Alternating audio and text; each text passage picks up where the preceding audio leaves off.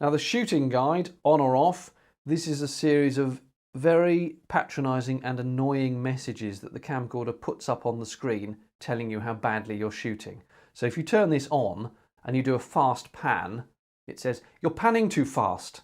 Well, shut up. If I want to pan fast, I will pan fast. So I've turned that off. I suppose for entry-level videographers, it might have some use, but really you'll realise you've panned too fast when you look back at the footage later. So I would rather turn the little guidelines off on the screen. The wind noise canceller is some electronic and software gubbins that tries to make the sound coming out of that microphone here sound better if the wind is blowing and if you haven't got a wind jammer over the microphone. And it is just software based. It tries to take out some of the low rumbling noise, if you like, of the wind noise. You can turn it off, you can have it on normal or super strong. If you turn it up to super strong though, you may find that it affects the sounds you are actually wanting to record. It's one of those things you just have to experiment with and see what you like.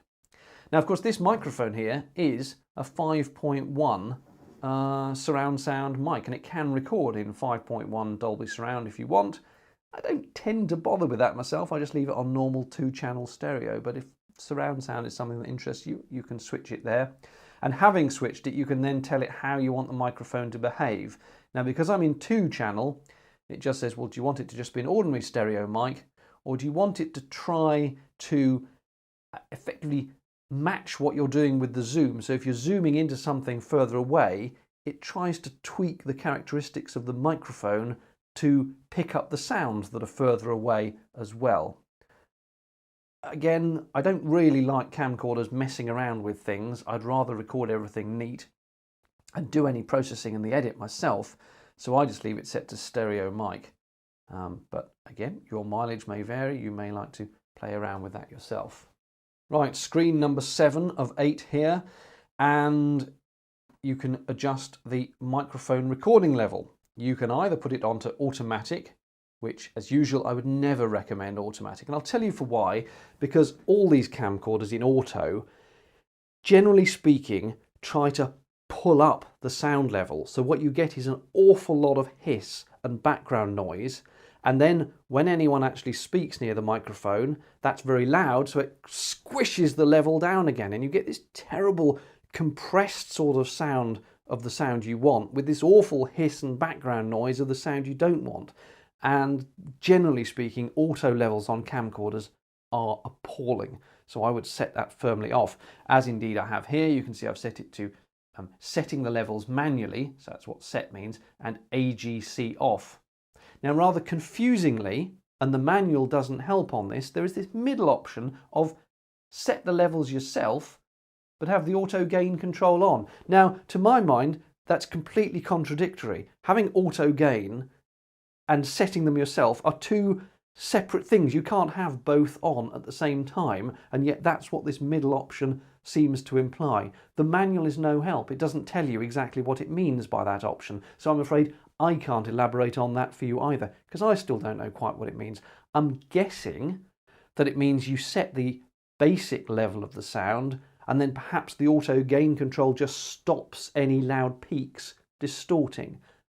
But that is wild speculation on my part, and it would take quite a lot of testing and looking at it with scopes and things to work out exactly what it's doing with the sound. So effectively, I just prefer to leave that off and set the levels myself. You can adjust the bass. This is a very simple equalizer in that you can either boost the bass that it's recording, or you can add on a low cut filter. Sometimes if you're recording in rooms, for example, rooms that have air conditioning running, it often has a really low rumbling sound in the room, and if you put the low cut filter on, it can help to get rid of that kind of sound. But again, that's something you can also do while editing afterwards. Now, picture adjust, I found this very useful.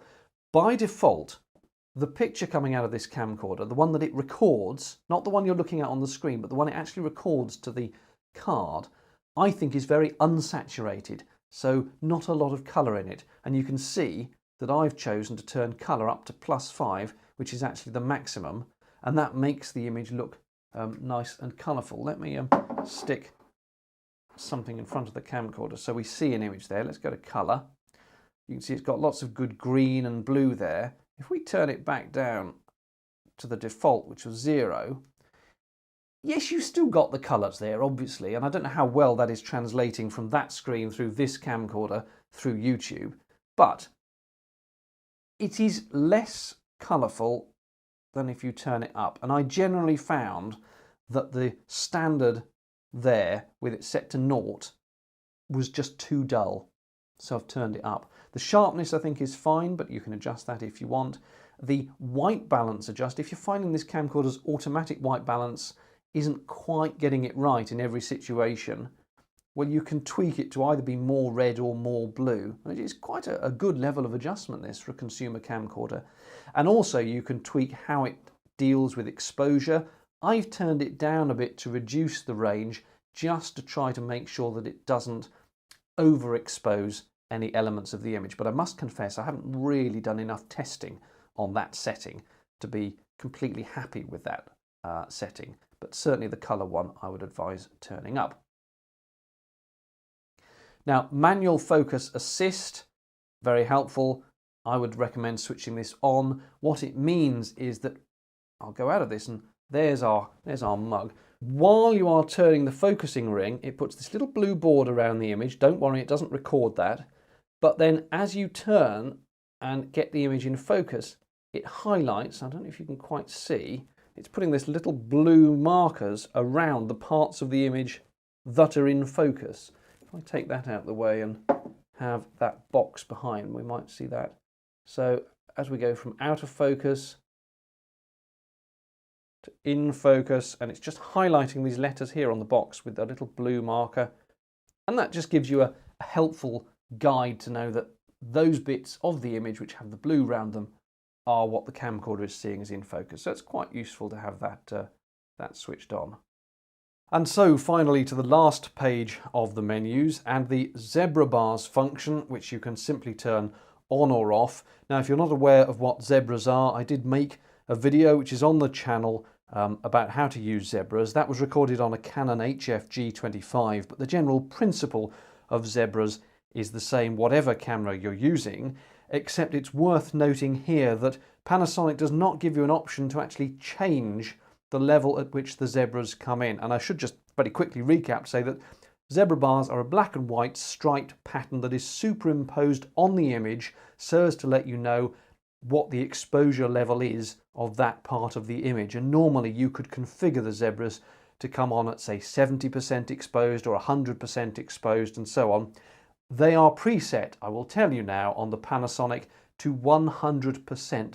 So if you turn the zebras on and if you see the zebra patterning on the screen, you know that that bit of the image is completely at its limit for exposure. And if you turn the exposure up anymore, it is going to be clipping, and the camera won't be able to record any more colour information about that part of the image. Let me demonstrate. So we've switched the zebras on so we can see them. Obviously it's a fairly dark image there. Let's bring up the iris control, and I'm going to start increasing the brightness of the image, and you can hopefully see, I'm not sure if it's going to show up too well on the camera I'm recording this on, so let me just turn down the exposure on this a stop or two. So you can see now that there is this zebra bar patterning on the window here and also on the box, and it means that part of the image has reached 100% exposure. It can't be exposed anymore, and if you keep turning the gain up, more and more of the image, now you can see the entire side of the box has got the zebra pattern as well as the monitor screen over there, and it means all the detail is being lost in that part of the image because you've hit the buffers. There is no more headroom, no more latitude for keeping the detail in the exposure there. You've gone up too much. So generally speaking, you would want to back that off until you don't see the zebra pattern anymore. Now sometimes you'll have images you're filming where some part of it is so dark and some part of it is so bright that in order to see the dark part, you have to turn the exposure up to the point where you're zebraing out the part you're not interested in. That is just something you have to live with because camcorders can't, generally speaking, record dark bits of an image and really bright bits of an image. at the same time with good detail in both. It's a trade-off, but the zebra pattern does indicate to you that that part of the image is overexposed and you need to take care.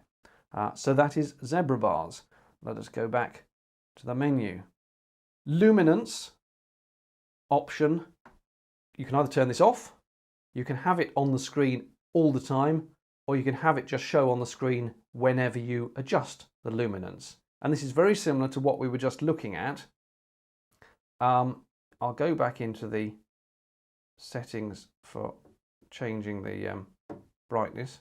If only my fat fingers could work on this screen. Come on. Right, we're going to iris. This box in the middle with the percentage reading is the luminance display, and the percentage reading is telling you how bright the bit in the box is, and it's saying 0% because, as you can see, the bit in the box is black. If I tilt the camcorder so it's pointing at the white, it's telling you that white bit is exposed at 33%. If I tilt the camcorder again, let's point it out the window. There, it's giving you a reading of about 99%, 80%. There we go. So again, you could use that reading while setting the exposure for a particular scene that you're filming, and you can just point the camcorder at any bit in the scene and get an instant readout of how brightly exposed it is. And you set that by having that luminance on all the time, on just when adjusting it, or you can turn it off. And in the same way, final option on these menus, the histogram, you can have it off, on, adjust, or any time. And the histogram again is something we were just looking at there.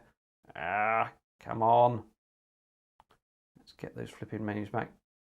This is the histogram here, and it's showing you a little graphical representation of how much light and dark there is in the display. This is not really the time for a histogram tutorial, but essentially the more of the graph is over to the left, the more dark bits you have in the image.